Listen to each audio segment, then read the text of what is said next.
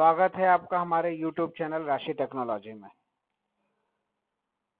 पिछले कुछ वीडियोस में हमारा साउंड का प्रॉब्लम आया था, वो अब नहीं आएगा। हमने कुछ अपने आप को अपग्रेड करा है, कुछ चीजें हमने समझी भी है और कुछ सीखी भी है। तो चलिए आइए देखते हैं हम आज ESSL 11 को क्रैक कैसे करें। सबसे पहले आपको हमारा ESSL का जो पुराना वर्जन है 10.0 उसको डाउनलोड करना है। उसको डाउनलोड करके बड़ी आसानी से आप उसको क्रैक कर सकते हैं।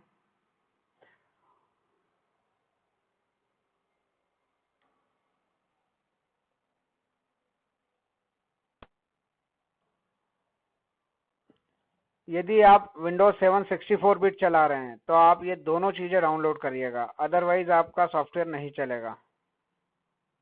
विंडोज 7 64 बिट हो या विंडोज 10 64 बिट हो, 64 बिट आपका कोई भी ऑपरेटिंग सिस्टम हो तो उसके लिए ये DLL फाइल बिल्कुल लगेगी। बिना इस DLL फाइल के आपको सॉफ्टवेयर को चलाने में भी दिक्कत आएगी।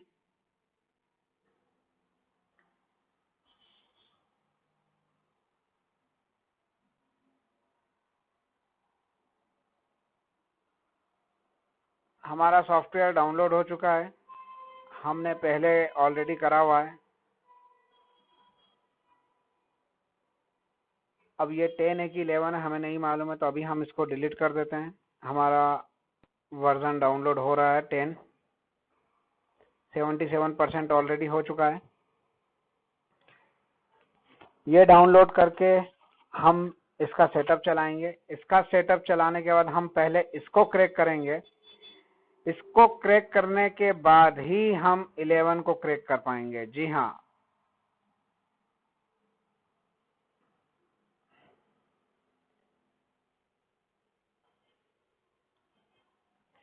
जैसा आप जनरल सेटअप चलाते हैं वैसे इसका सेटअप चला लीजिए। यदि आपको पेरोल मैनेजमेंट, विजिटर ट्रैक या शेड्यूलर चाहिए जिसमें कि आपकी डाउनलोड ऑटोमेटिक चालू हो जाए, तो आप इसको डाउनलोड टिक करके इसको भी डाउनलोड कर सकते हैं।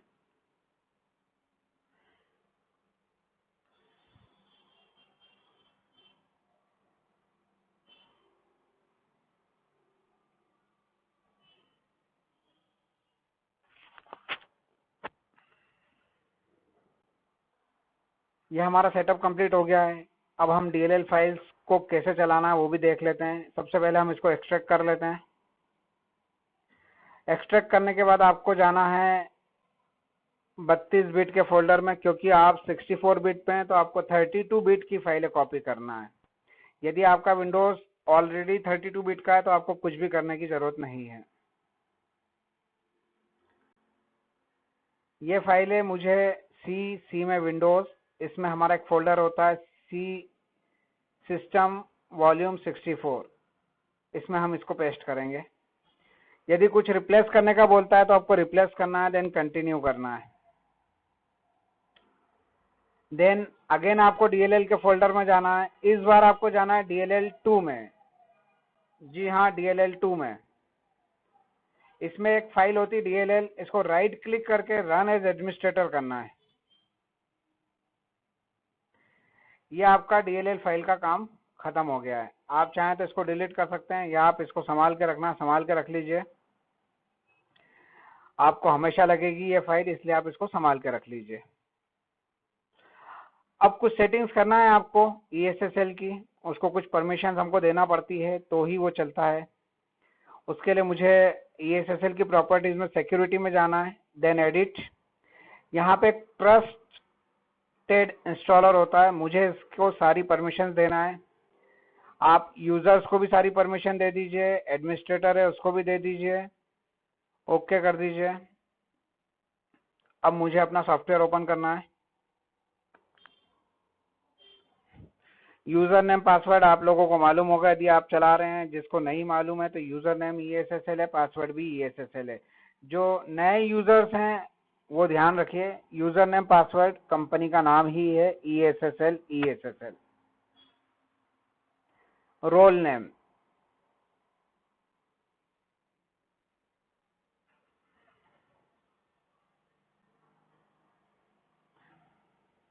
रोल नेम की दिक्कत आपको जब आएगी जब आपका वर्जन पुराना है और आपका डेटाबेस उसने नया उठा लिया है।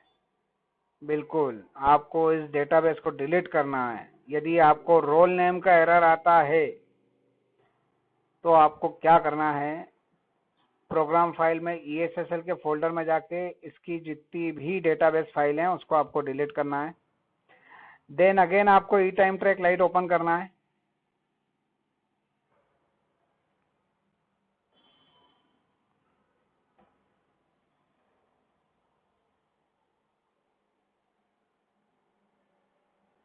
ठीक है, अब उसको डेटाबेस फाइल नहीं मिल रही है। उसके लिए हम क्या करें, वापस से आप प्रोग्राम में चले जाएं, इसका फिर सेटअप चला लें, इसको रिपेयर कर दें।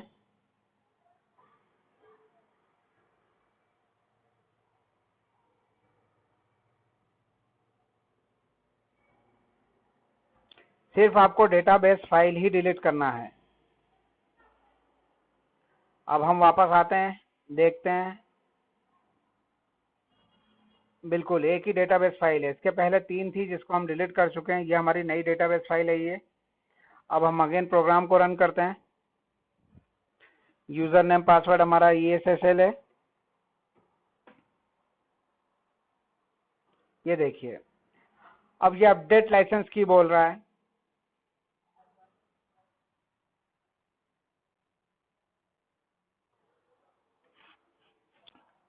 हमने ऑलरेडी ESSL का पहले सेटअप चला रखा था, इस कारण से उसने इसका सीरियल नंबर नया उठा लिया है।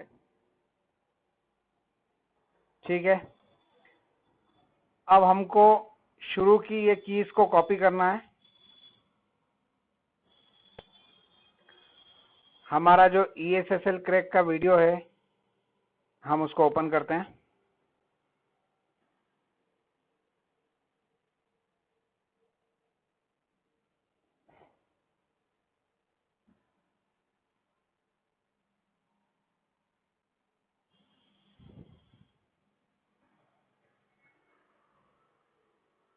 इसमें हम शो मोर में जाएंगे। हमने जो की वहां से कॉपी करी उसको हम पेस्ट करके देखते हैं हमारे पास कितने 11 ऑप्शन आए हैं। हम आगे 07 भी लगा लेते हैं। 07 07 लगाने के बाद फाइन में कुछ भी नहीं आया, इसलिए हम 0 को लेते हैं। हम इस की को कॉपी करते हैं।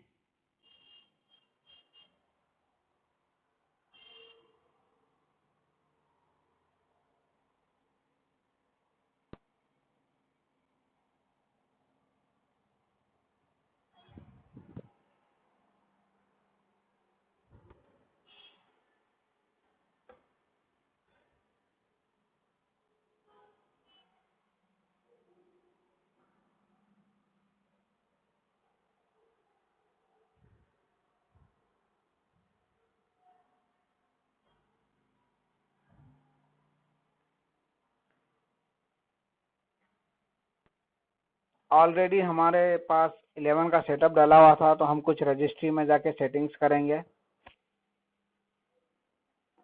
देन हम सॉफ्टवेयर को डिलीट करके वापस से रीइंस्टॉल करेंगे।